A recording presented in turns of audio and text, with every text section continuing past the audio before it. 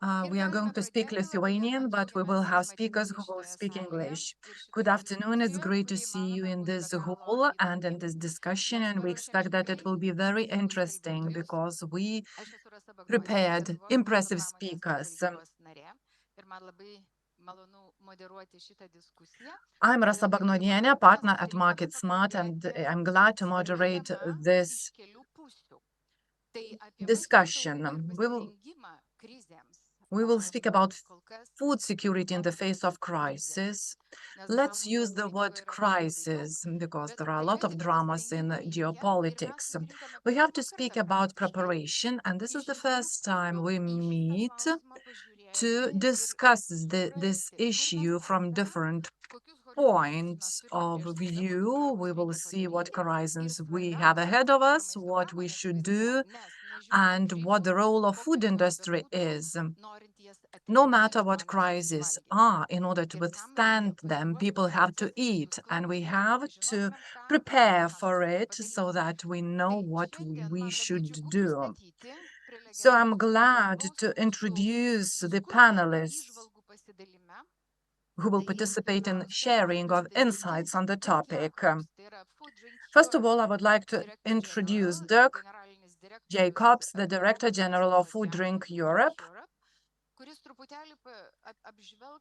and he will overview the picture of the European food industry. He will provide the picture of this industry because it's of great interest to this audience. And it's high time to speak about the food industry in different terms. It is a very complex structure in the global world, and the supply chains are very complicated. We're not speaking about individual factories. So you are the first to be introduced to the panel, and we'll soon get to your presentation. Toliau mes pakalbėsime, kaip visas šitas vaizdas reflektuotas yra Lietuvoje. Later on, we will speak on how this picture is reflected in Lithuania, what food industry looks like in Lithuania, how Lithuanian food industry evolutionized to this complex structure, and how can we meet the challenges ahead of us. Mindaugas Snarskis will cover this topic, and he is the chairman of the board at Lithuanian Food Industry Association. Later on, we will speak about the strategies of the state and the strategic guidelines in this area. We are delighted to see Tomas Godliauskas, the advisor to the President of the Republic of Lithuania, from the National Security Group in this discussion. We will also cover how these actions are being implemented and what scenarios have been created and what we have done in terms of planning and our further steps. We don't have a better speaker than Aurimas Guščius, who is the senior advisor at the National Crisis Management Center at the Office of the Government of the Republic of Lithuania.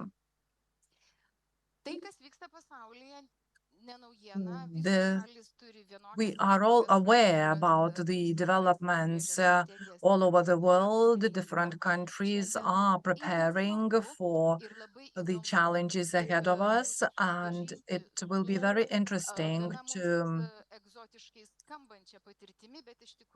hear about an exotic experience from Japan.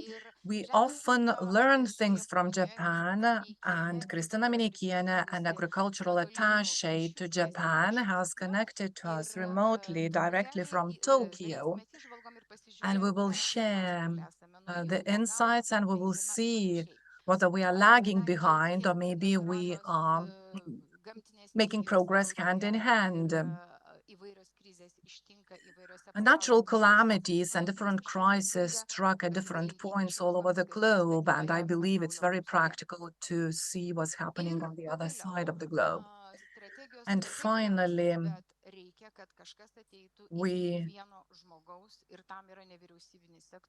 need an NGOs which represent the civil society, which tells what's missing and lacking, and we have the best speaker in this field, Simonas Gurevičius, the director of Food Bank, and all of us know Food Bank. He will speak about the challenges faced by NGOs, society, and volunteers in the face of different crises such as COVID and so on. So Simonas will share his insights about this. You will be able to ask the questions. I will be able to see them on the screen, so the panelists will answer your questions. You will have the mics in this hall, and you can raise the hand as well and ask a question to the panelist in any language, Lithuanian or English. And we want to have an interesting and relevant discussion, so questions can be asked at any point in time. Well, maybe allow the speakers to finish their sentences, and we are open to questions, discussions, disagreements, and we have a lot of experts in the audience who know a lot. So this is an introduction from me. Maybe you have any questions right now or some wishes, because our aim is to leave this meeting with a very clear understanding that the discussion will continue, because food industry, food producers want to understand their role, their responsibility, their obligations. They want to be very constructive, and they want to know their tasks. So let's start. If there are no initial questions, let's start our discussion. Yeah, and the floor is yours. Welcome. Super, thank you. Labas dienas, and thank you very much for having me into this distinguished panel and distinguished discussion, a very important discussion indeed. I would have loved to be with you in Lithuania, in Vilnius, but unfortunately my travel schedule did not allow it. I have a warm heart for the Baltic states, as my wife is Latvian, so I hope to be able to visit Lithuania also soon again. Indeed, my name is Derek Jacobs, and I'm Director General of Food Drink Europe, the voice of the European food and drink industry. And what was said before is absolutely right. The food and drink industry is not a homogeneous bunch. We have over 294,000 companies in our midst, 294,000 companies that are all very diverse in the way their production is organized, in the way business models are implemented, the strategies they are applying. And this is also the beauty of our sector. We are a sector that covers so many food and drink categories and models that makes it very rich. And that's what Europe should indeed be proud of. So 294,000 companies, 99% of which are small and medium-sized enterprises. And out of those 99%, are 90% approximately micro enterprises, which means that these are companies that have fewer than 10 people employed in their organization. So this is an important given, because we are a very local sector, a sector that is often very closely interlinked with the farmers. 70% of what European farmers produce goes into processing, manufacturing. And that's why also geographically we are much more related in the rural, located in the rural areas of Europe. Another interesting fact about our sector is that the European food and drink sector is one of the largest manufacturing sectors of Europe in terms of turnover, with a turnover of over 1 trillion euros per year. But we're also the largest employer in the manufacturing sectors of Europe, with over 4.6 million people being employed in food and drink manufacturing. And if you extend that even to the wider food chain, it's in the 40 to 50 millions. So this is quite considerable. And we're also the largest sector in terms of providing added value. 0.9% of the gross GDP of Europe is coming from food and drink manufacturing. Another interesting statistic is that we are the largest exporter of food and drink in the world as an EU.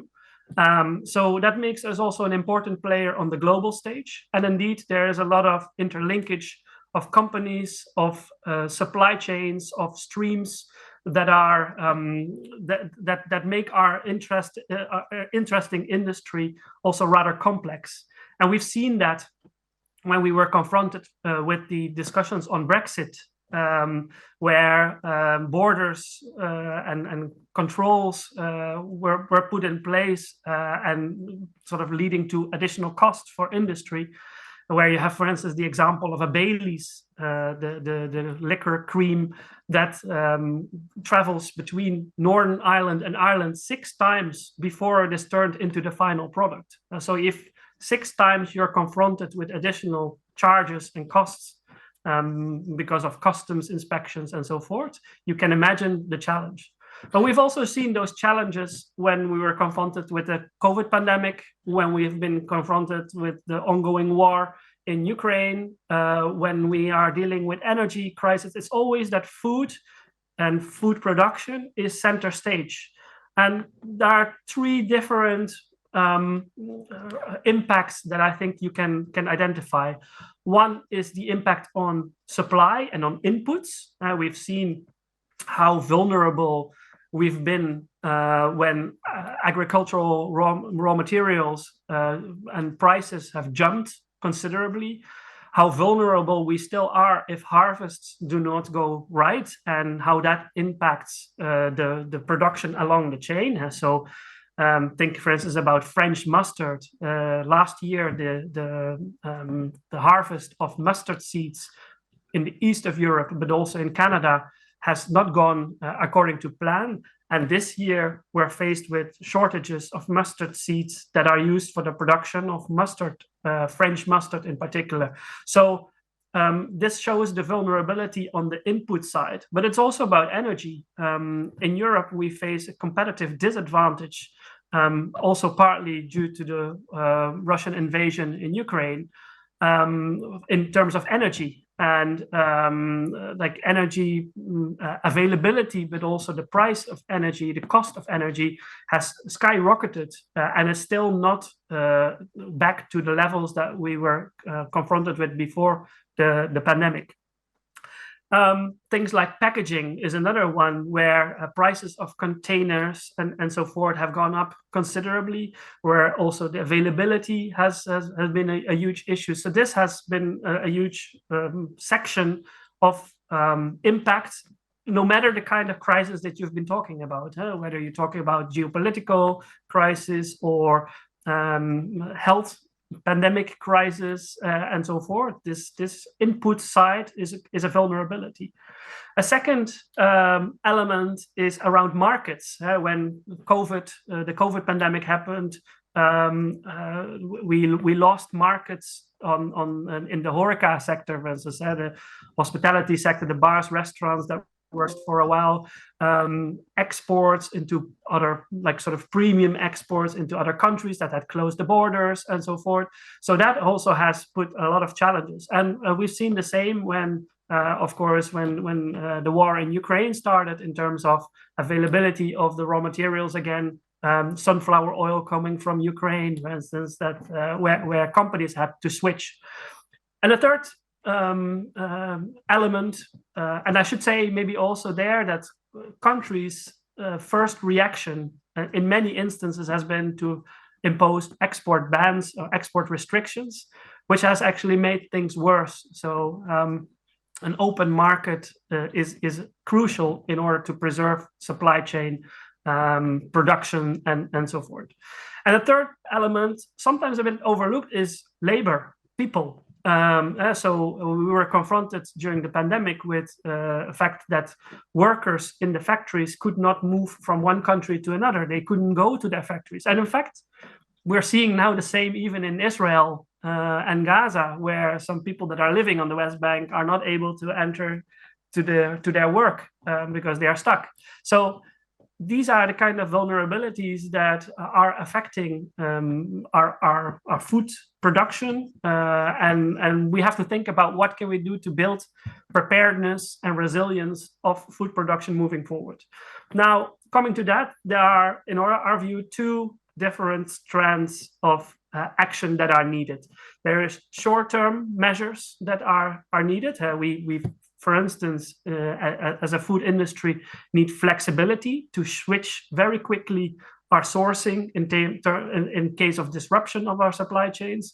So when we were confronted with a lack of available sunflower oil coming from Ukraine, can we switch to alternative oils? Can we do so in a way that where there's flexibility in the labeling?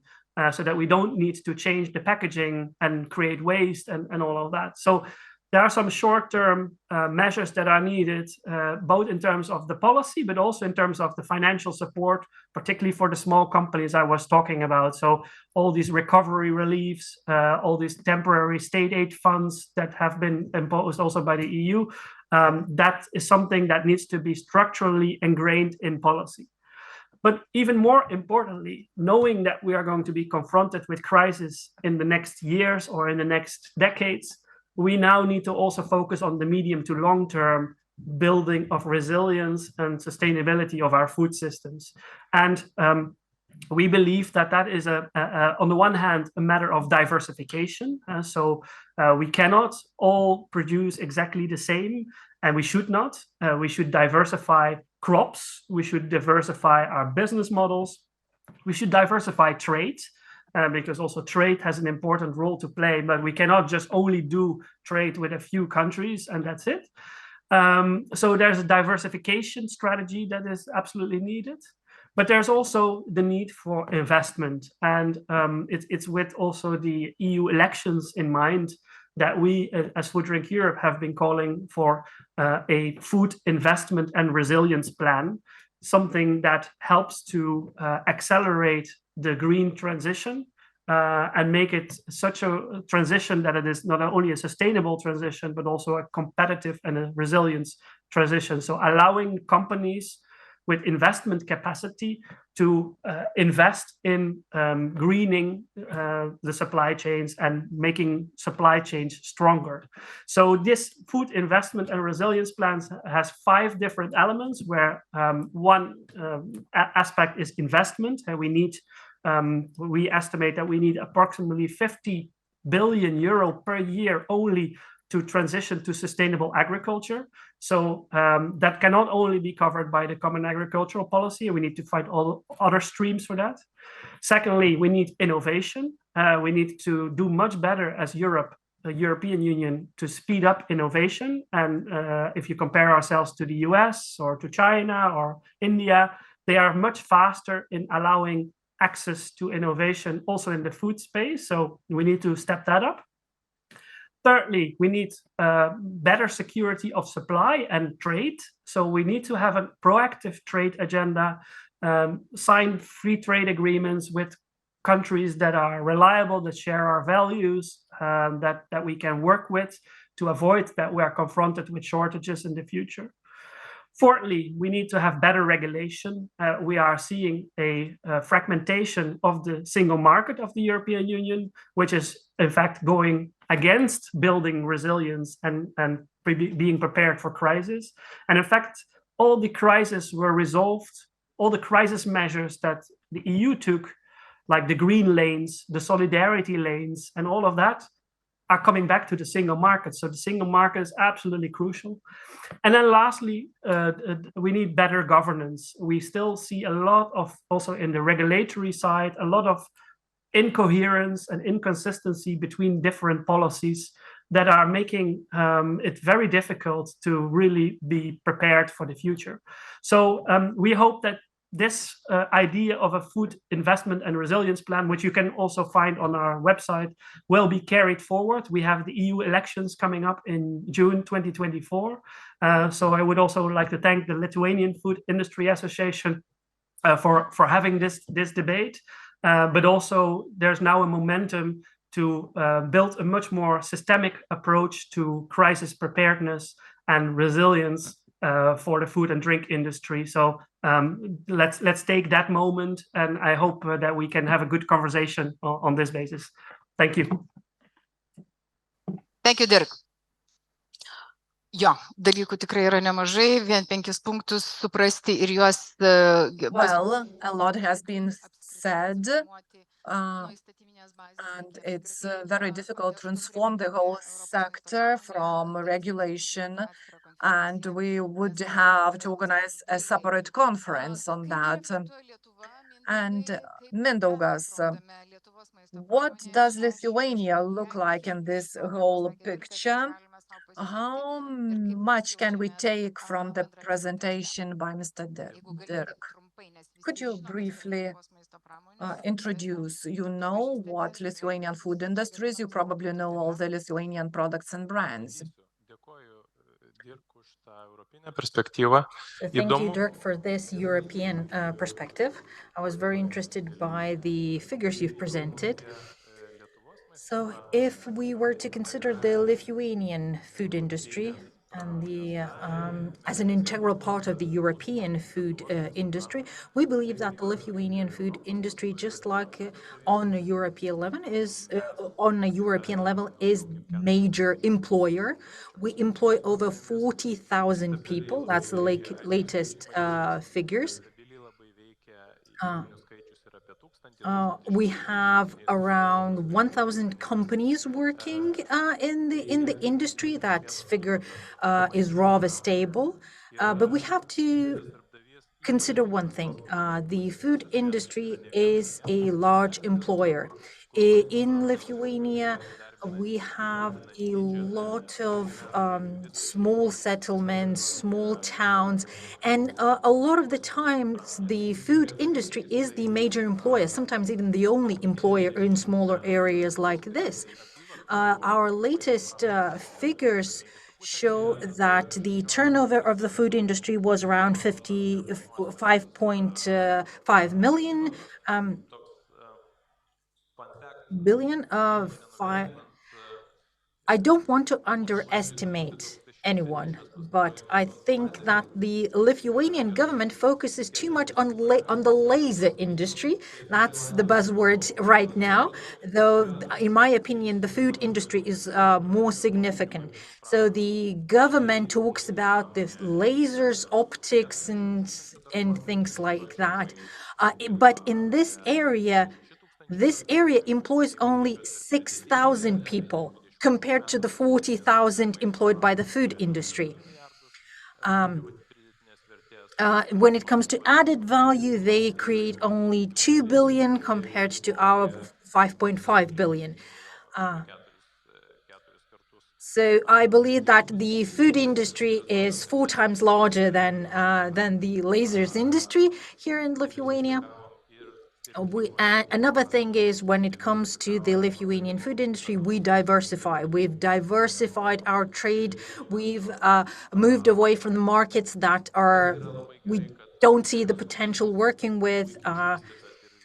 We have great, very well developed agriculture. We have all the distribution channels here. We have access to raw material produced here in Lithuania. And when it comes to the complexity of the market, so I'll give you a very simple example. A member of our association, the company I represent, Kėdainiai plant, we produce canned foods, and we are the largest producer of canned foods in Lithuania. Our raw materials come from Lithuania, but the other components come from 25 countries across the world, from Ukraine, from Israel, from Egypt, Portugal. And 25% of turnover that the plant generates leaves the plant as final product and goes to 25 countries again around the world. So we diversify what we buy and we diversify where we export. So if we look at the international players and how we look in this context, so we have a plant in Lithuania that outsources materials and product from 100 other plants across the world, including the US. One of our member of association, fresh bread producer, Vilnius Duona, Vilnius brand, has a similar situation. Flour comes from Lithuania, but other components, seeds, and other things come from Europe and the rest of the world. So we have to understand one thing. We all know the Maslow pyramid. And we understand that the basis of the pyramid is the human needs, the basic human needs, right? Food, and then we go up. So food is important.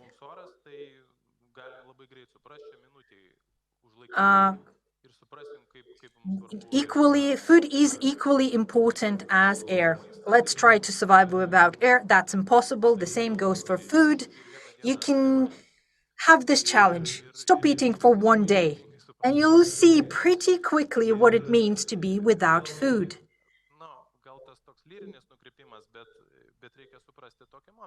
We have to understand that when we are talking about the food industry and how it works at the time of crisis, and we've seen those crises, numerous crises, and a lot more crises just recently, COVID pandemic, war Ukraine.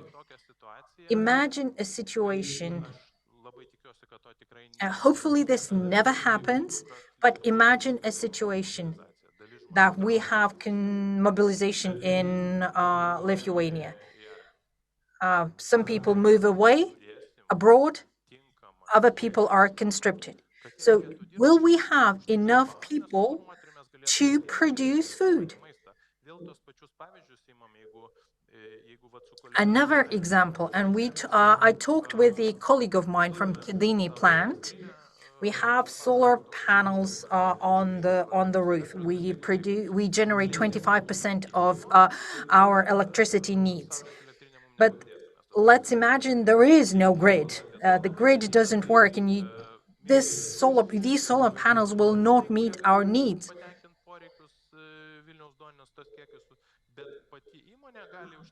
There are other wind farms, other solar panels, but the company itself can generate only 25% of its electricity needs. So imagine if all other energy generating resources just shut down. The company cannot work with just 25% of electricity it can generate. This shows you how important the security of supply chain is, of all components. So that, and all of us here, we definitely understand the importance of food security and the security of supply chains. If you don't understand that, then go back to the basis. And if you want to have deeper understanding how important this food industry is, try to live without food for a day, for a week, whatever. So I think that we need to talk. We need to discuss what do we need to ensure stable, sustainable operation, functioning of every part in our supply chain. Let's work through worst case scenarios as well, because we are exporting a lot. As I mentioned, we generate 5.5 billion euros in turnover. So we create added value to the Lithuanian economy, but that is only possible when we have well-functioning supply chains. If anything breaks, we won't be able to export, we won't be able to generate added value. I don't know what you took from this message, but that's what's from me. So Mindaugas is painting an impressive scenario, and you can have different approaches to this. I'm a bit more optimistic than Mindaugas was. He's very dramatic. I think that thinking and planning happens maybe behind the scenes. We don't know about that, but let's then talk about strategic insight. Let's talk to Mindaugas. Industry players are in their own bubble. Let's see, like this, and we focus on our industry. You see things a little bit more broadly. You work in broader strategies. So I want to listen to your insights. Now, where do we stand? What is our role in the society? Let's not focus on single sector, on a single sector. Let's talk broadly about the food industry. Mindaugas has touched upon several important matters to address, to discuss, to debate, and I will try to expand on this a little bit more. We actually work through worst case scenarios, just like Mindaugas said we need to do. And at the president's office, we are talking about roles and responsibilities the industry players could have, and what role the food industry could play in these worst case scenarios. And I believe Mindaugas gave a very good example. You will understand how important the industry is if you just stop eating for a day. The same goes for air. When it comes to the military, we understand how important it is, in particular, if it doesn't have ammunition and supplies. On the state level, when we look at the critically important functions, food is one of them. Food as a dimension affects all areas. It affects the needs of the military, it affects the needs of our citizens, it affects the needs of our institutions. So they're horizontally affecting everything. And nobody disputes the relevancy and the importance of the food industry. So how, on the state level, how do we see the food industry and what its role is? So we try to sort of place the food industry in the national strategies, in national structures. We ask a lot of questions.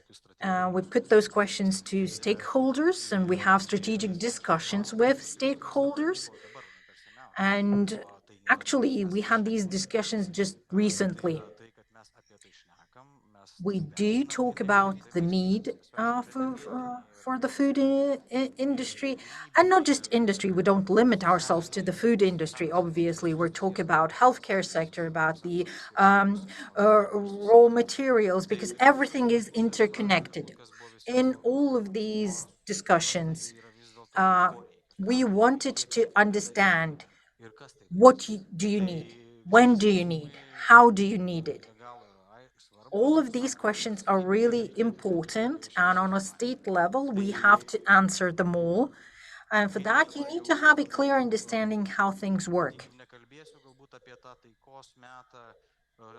I don't want to talk about what happens in the peacetime. I think it's more important to understand what to do in a crisis situation. Let's say we have an emergency. Let's say we have war.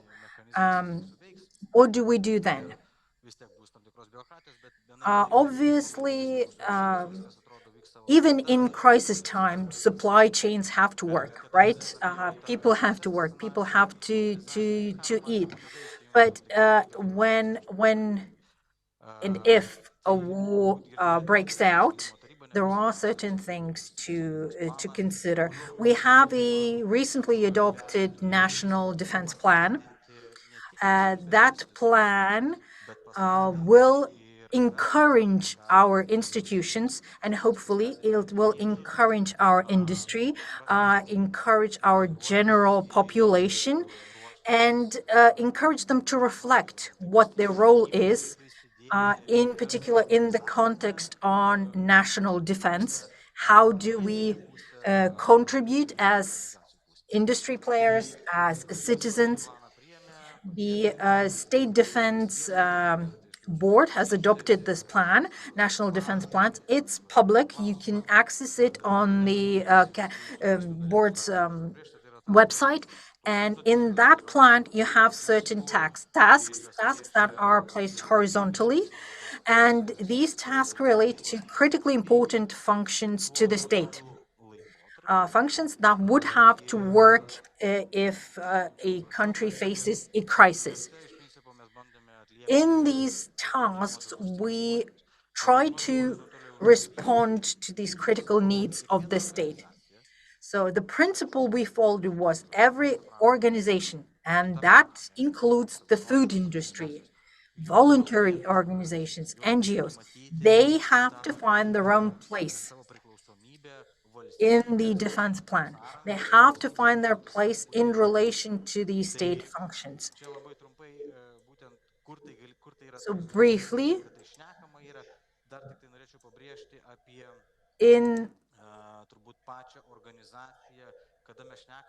so when we talk about the food industry, when we talk about food in general, we talk about needs. So it's not just the producer who's important. Grower, farmer is important. Logistic company is important because they distribute that food. People are important, so the labor force that are going to distribute the food, foreign contexts are important. When we are talking about food, we should have in mind that this is a family. Let's look at the food industry then as a family. As a family, including a lot of members, and every member contributes with some sort of a tool to help and meet the needs of the state, which means that we cannot do anything without the food industry players and other. So from the bottom, there is this push to find this integrity, to achieve this integrity and define our roles. Where do we stand in the state structures?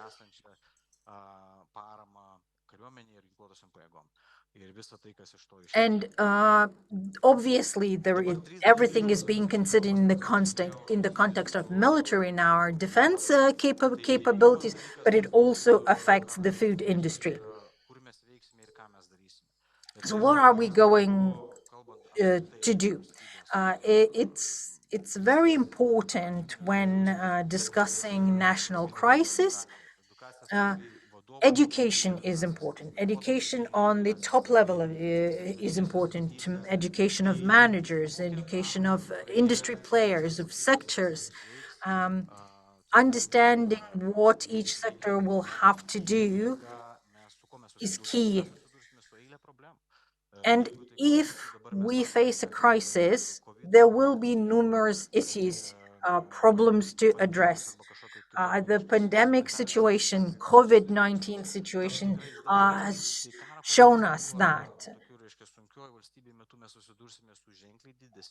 So if we are to face a greater crisis than COVID, then obviously the problems will be even more complex.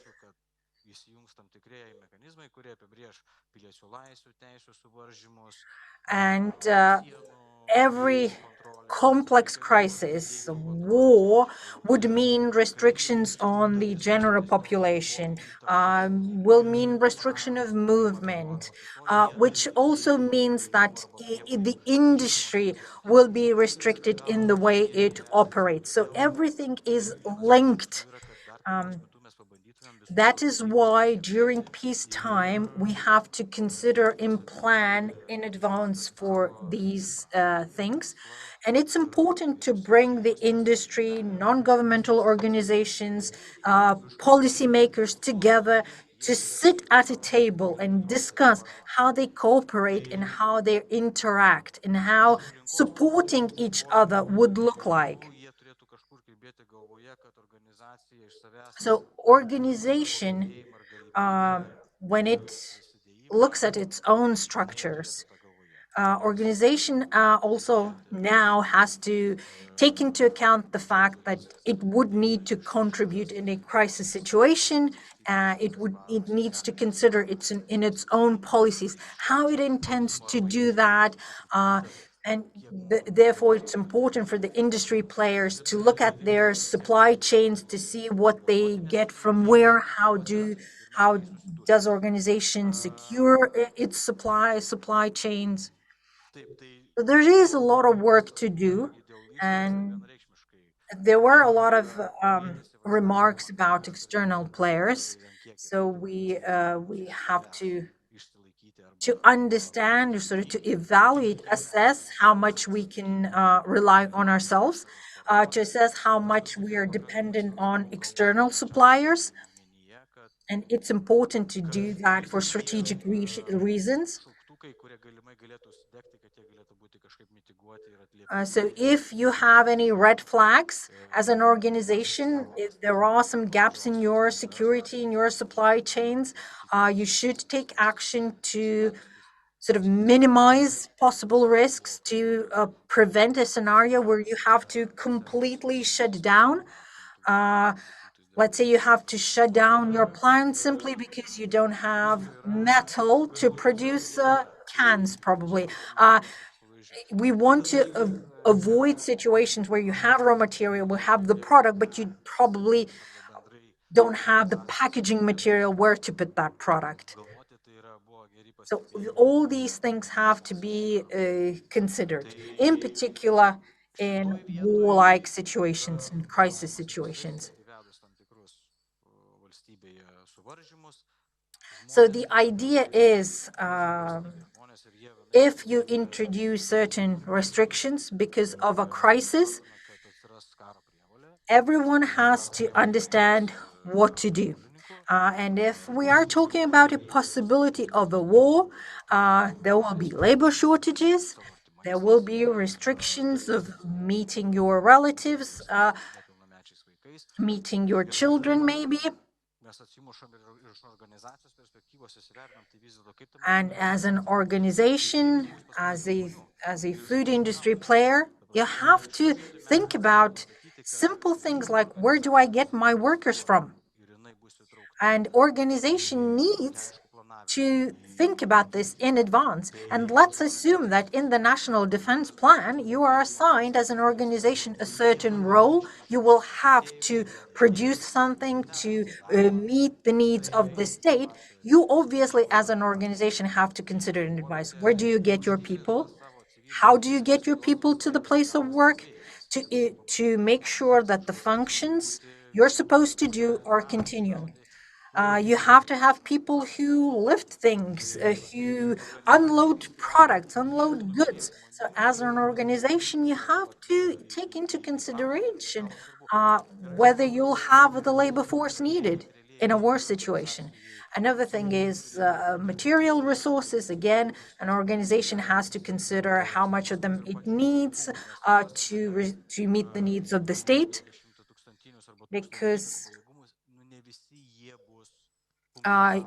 the previous speaker was talking about 40,000 of people employed in the industry. So you have to understand that in a crisis situation, in a war situation, you will not have that people working for you. There will be restrictions on who can work for you. Some people will be taking to perform other functions. Obviously, this is a big task to do, and we need to support each other. And the state wants to do its part. It wants to support the military function, and other functions that will be necessary to ensure normal life. So this is just an introduction, but it's a very broad introduction of what we can do in a crisis situation. Unfortunately, we're limited by time. We have very limited amount of time for this discussion. So let's focus. Let's focus on these scenarios. What kind of scenarios are we talking about? What you should expect in the future, because let's not forget, we still have to listen to the attaché, our attaché in Japan. But before that, Aurimas, the floor is yours. Thank you very much for inviting me to participate in this discussion on a very important topic and very relevant topic. I want to make things easier for you. Let's talk about preparedness for the crisis. How are we preparing for crisis situations as the food industry? Where do we stand? What can we do? And what should we still learn to do? So every state experiences certain events. Let's say an emergency event is a crisis, emergency situation on a national level. National emergency would affect us across all sectors, and we need to be prepared for any crisis. What does that mean? You need to evaluate, sort of do assessment of threats and weaknesses and strengths, anticipate possible scenarios and possible threats. So once you can, here you have a list of potential threats. All of them are more or less linked to food. They don't necessarily completely disrupt the supply chains, but they do affect our food security. Let's say that we have a threat to national security. If we have such a threat, the first thing to consider is our stock. And we can have an emergency situation, mobilization, or war situation. So when we have an emergency situation, the practice that we use is we stockpile certain resources, certain materials, and let's say from the start of the emergency or the crisis, we start stockpiling to ensure supply and the satisfaction of needs to some degree of our general public population. Mobilization, conscription. Let's not be afraid of that word. We are part of the NATO family. We have back in the back, people standing in the back sort of are supporting us from behind, and we will have help coming, but internally inside this state, we have to prepare for the initial periods, and we have to make sure that we can last until help arrives. So to survive during that period, we need to focus, to concentrate our capacities, our industrial capabilities for a certain period of time. So because for that specific period of time, we have a stockpile of resources. So there will, in a crisis situation, supply chains will be disrupted. We will not have stability. We might not have raw materials to produce cans to pack our food. So this is where stockpiling helps, because earlier, some period before mobilization, we were stockpiling, and we can now use these resources and these stock. Also, we can expect support from foreign countries after initial military action. Definitely, our partners will help. We on a national level, we have lists of top suppliers, reliable suppliers, and even in this situation with the war approaching already here, we can employ these suppliers to continue production, to continue the production of food. Uh, as a state, we have to evaluate best practices from other countries. And on the map, you see Scandinavian countries, Czechia, and we can look at them, what are their best practices, how they stockpile food, and learn from them. As a state, we have to evaluate our own size. For example, in Ukraine, war is happening mainly in the east. Because of the small size of Lithuania, war would affect the whole of the country. So we need, as a state, to have in our reserves raw materials, grain. Other countries, Poland, for example, stockpiles food, but very little amounts of it, because the bigger countries tend to stockpile raw materials rather than food. Other countries, mainly neutral countries, do so as well. They have huge stockpiles of raw materials, grain, feed,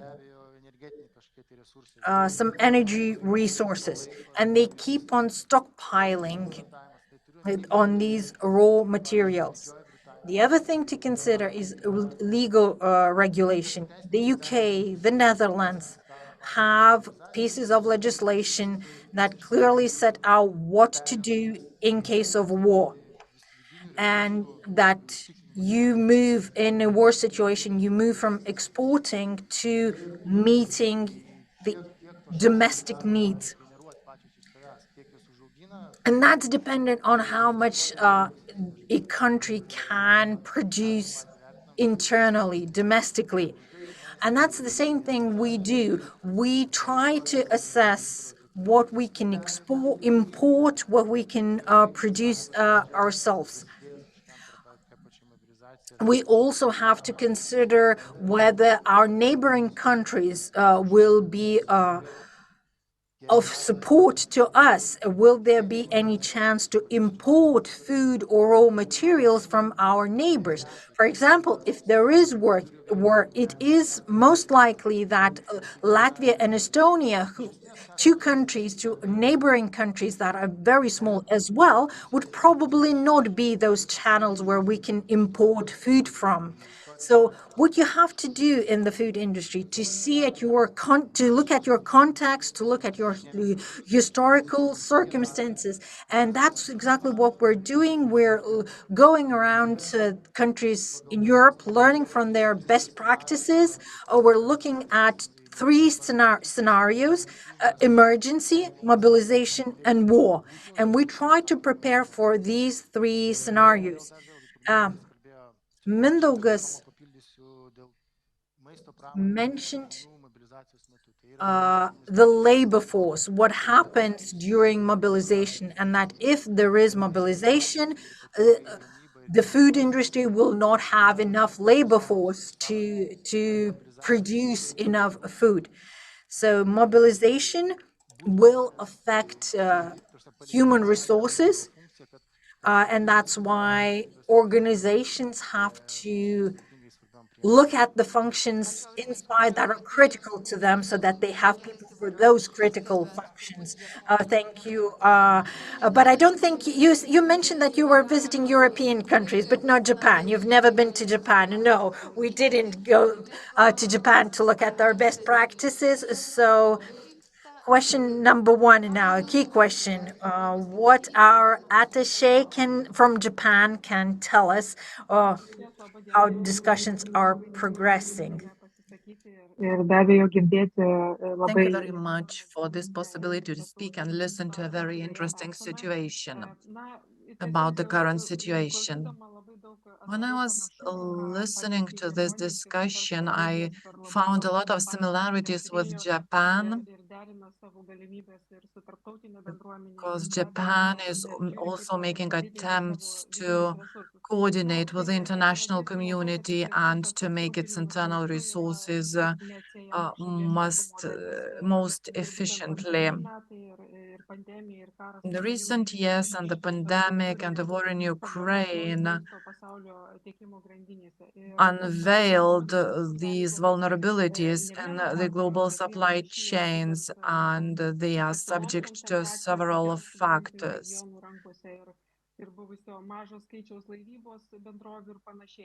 A low number of navigation companies is one of this. So food security in Japan and all over the world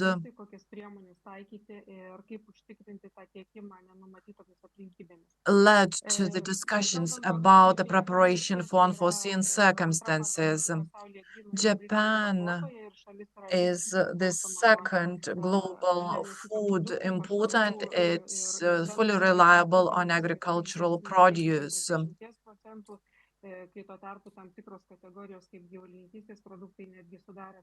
Livestock products account to 90% of its produce. So climate change affected food security and the growth of developing countries, and this political risk was not in proper focus. The current situation in Japan makes them realize that it's important to implement several tier actions. From the internal perspective, Japanese experts believe that Japan should reinforce its internal production, irrespective of the fact that it's rather small and couldn't meet the minimum requirements if there is a disruption in the supply chain. The free trade system should be maintained, and it has already been mentioned in other presentations and comparisons with other countries. It's necessary to cooperate closely with the international community, because in case of emergencies, food products should be supplied from abroad. From the global perspective, food products that are necessary for people to exist, and that is why they are important, and the global food supply chain should be reinforced. So this applies to Japan as well. Japan needs to review policies in relation to food supply, and Japan sees as a way out the strengthening of international cooperation. At the moment, Japan purchases products from friendly countries such as Australia and the US. Nevertheless, to get prepared for the disruption of supply, the food supply diplomacy should be in place. So before emergencies, a plan should be made to establish relations which would prioritize supply of food products to Japan in case of crisis. And if the import is disrupted because of the emergency,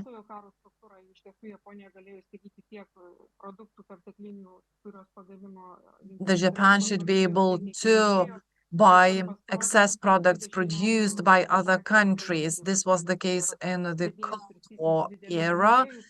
Japan used to buy from the US, but nowadays the situation is different,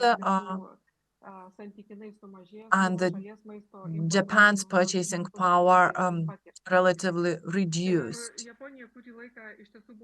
For some time, it has been thought that Japan could use its economic power to supply itself with food, But the recent crisis proved that economic power is not enough and more complex systems and strategies are necessary. In terms of strategies, the food security is mentioned in the Japan's national strategy. And it's the basis of providing security for Japanese society. The trade is not stable all over the world, and this is the challenge Japan faces as well.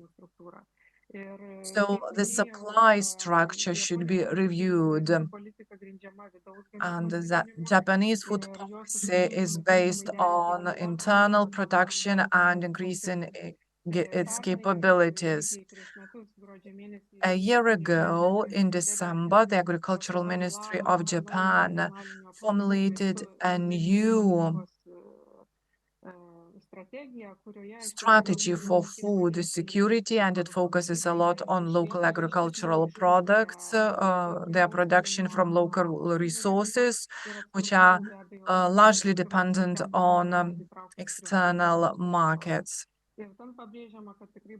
And it's also noted that it's necessary to promote labor-saving means and use robots, information technologies.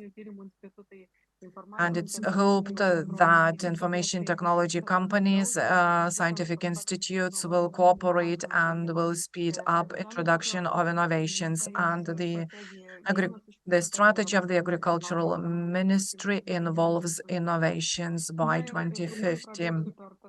I will briefly introduce the past experiences of Japan, such as Fukushima nuclear power plant catastrophe, and they highlighted the importance of cooperation between the government and private entities. I will provide several examples how Japan deals with these issues. So governmental and private entities cooperated after Fukushima catastrophe. They cooperate closely in order to provide the resources to the regions that suffered. Private companies were important in clearing the regions from radiation and so on. Another thing is cooperation in preparation for crisis. Japan cooperates with companies in order to prepare crisis management plans, and Japanese Business Federation established a working group which promotes business planning, and they organize training and exercises on applying these plans. In order to ensure food security, the government encourages the development of local food production systems. And the lessons learned during these crises were of great value. The earthquake, for example, in 2011, assisted Japan to prepare better for other crises, for reinforcing their capabilities. The government invests a lot into new technologies, such as the warning systems, and cooperation with neighboring countries should be noted. Japan promotes cooperation with neighboring countries in order to reinforce preparation for crisis and improve its response capabilities. And Japan also assists the countries in the Pacific region in this area. And to conclude, the most important elements for Japan, speaking about the food security and the capabilities, a close cooperation with international community, food diplomacy, restructuring food structures, and strong national supply chain. The government makes every effort to make agriculture profitable and attractive for employees, which contributes to imports and exports. Thank you very much. So our panelists have a lot to say, and this discussion is too short, and I hope we will go back to this topic. And this food diplomacy is an important thing, and all these and you, Simonas, you should summarize this discussion, and you have 1 minute for it. I'm a representative of Food Bank, and I would like to say how we would prepare. So if we want to prepare for a potential crisis, a terrible crisis, or just a simple crisis, we develop our infrastructure, because it's very important to be present in each municipality and to have a representation in each municipality where we could distribute food. So this is the major change. And another change that was initiated by you, because you have to be able to take this food, you have to have contact with those who have food. So we work not only with the traders, but we look for contacts with you, and we look for contacts with farmers. A lot of people know the name of Food Bank, but they don't understand what it is. When we speak about financial institution, a bank, it's about money, and they don't quite realize what a food bank is. So we try to maintain contact with all stakeholders, and a food bank should have some food which is stored in our bank, and this food is then distributed when the crisis hits. So we should have food in our warehouses, but I'm not going to delve in great detail. My major question: if we have these systems, the bank will provide food to people. Yes, that's right. Thank you very much for participating, and I'm very sorry that this session took a bit longer than planned.